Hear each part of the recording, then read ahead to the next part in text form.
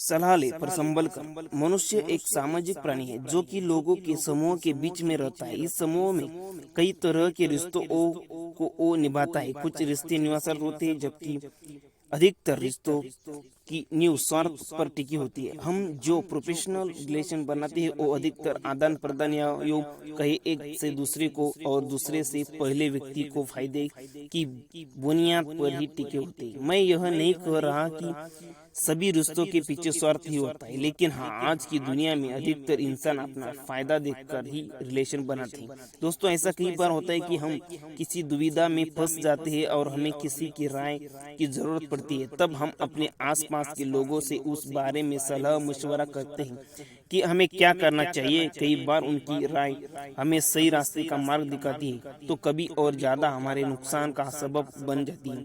अगर आप माता पिता, भाई बहन, सच्चा दोस्त आदि निवासरत रिश्तों को जो कि आपको सही राय ही देते हैं छोड़ दे, तो बाकी अधिकतर समाज के और वर्क प्लेस के लोगों से सलाह ले जरूर, पर अपना विवेक भी बनाए रखें, क्योंकि कई बार ऐसे सलाह देने वालों का स्वार्थ भी उनकी सलाह में छुपा रहता है। इसलिए सुने सबकी, पर माने अपने विवेक और अंतरात्मा की।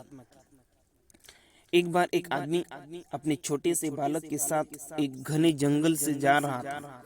तभी रास्ते में उस बालक को प्यास लगी और उसे पानी पिलाने उसका पिता उसे एक नदी पर ले गया। नदी पर पानी पीते पीते अचानक वो बालक पानी में गिर गया और डूबने से उसके प्राण निकल गए। वो आदमी बड़ा दुखी हुआ और उसने सोचा कि इस घने जंगल में इस बालक की अंतिम क्रिया किस प्रकार करूं। तभी उसका रोना सुनकर एक गिद्ध, सियार और नदी से एक कछुआ वहां आ गई और उस आदमी से सहानुभूति व्यक्त करने लगे। आदमी की परेशानी जानकर सब अपनी अपनी सलाह देने लगे। सियार ने लार टपकाते हुए कहा, ऐसा करो, इस बालक के शरीर को इस जंगल में ही किसी चट्टान के ऊपर छोड़ जाओ, धरती माता इसका उद्धार कर देगी। तभी गिद्ध अपनी खुशी छुपाते हुए बोला, नहीं, धरती पर तो इसका जानवर खा जाएंगे। ऐसा करो, इसे किसी वृक्ष के ऊपर डाल दो ताकि सूरज की गर्मी से इसकी अंतिम गति अच्छी हो जाए। उन दोनों की बातें सुनकर कछुआ भी अपनी भूख को छुपाते हुआ बोला, ही आप इन दोनों की बातों में मत आओ। इस बालक की जान पानी में गई है, इसलिए आप इसे नदी में ही बहा दो।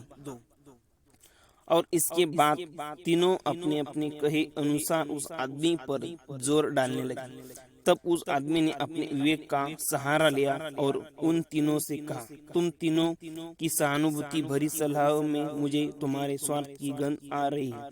सियार चाहता है कि मैं इस बालक के शरीर को ऐसी ही जमीन पर छोड़ दूं ताकि ये उसे आराम से खा सके, और गिद्ध, तुम किसी पेड़ पर इस बालक के शरीर को इसलिए रखने की सलाह दे रहे हो ताकि इस सियार को कछुआ से बचकर आराम से तुम दावत उड़ा सको, और कछुआ, तुम नदी के अंदर रहते हो इसलिए नदी में अपनी दावत का इंतजार कर रहे हो। तुम्हें सलाह देने के लिए धन्यवाद, लेकिन मैं इस बालक के शरीर को अग्नि को समर्पित करूंगा, ना कि तुम्हारा भोजन बनने दूंगा। यह सुनकर वो तीनों अपना सा मुंह लेकर वहां से चले गए। दोस्तों, मैं यह नहीं कह रहा हूँ कि हर व्यक्ति आपको स्वार्थ भरी सलाह ही देगा, लेकिन आज के इस कॉम्पिटिटिव युग में हम अगर अपने विवेक की छलनी से किसी सलाह को छान लें तो शायद ज्यादा सही रहेगा। हो सकता है कि आप लोग मेरी बात से पूरी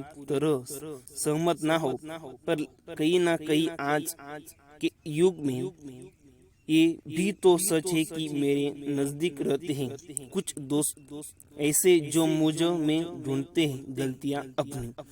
ये कहानी आपको अच्छी लगी होगी तो वीडियो को लाइक करना, शेयर करना इस चैनल को, और इस चैनल पर नए हैं तो चैनल को जरूर सब्सक्राइब करना। धन्यवाद।